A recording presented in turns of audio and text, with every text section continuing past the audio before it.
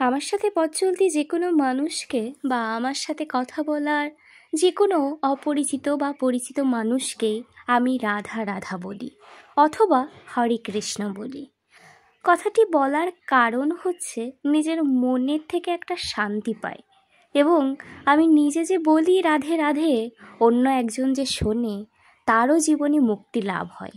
কারণ আমি জানি রা অর্থ হলো মুক্তি এবং ধা অর্থ ধাবিত হওয়া। মুক্তির উদ্দেশ্যে ধাবিত হওয়াকে রাধা বলে। তাই আসুন সবাই মিলে একসাথে বলি রাধে রাধে।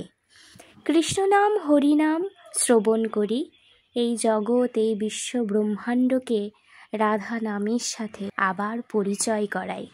আমরা নিজেও বলি, অন্য কেউ শোনাই, অন্য কেউ অনুরোধ করি। একবার প্রাণ খুলে বলি নিতাই গৌর প্রেমানন্দে হরি হরি বল, জয় রাধে জয় শ্রী কৃষ্ণ বল।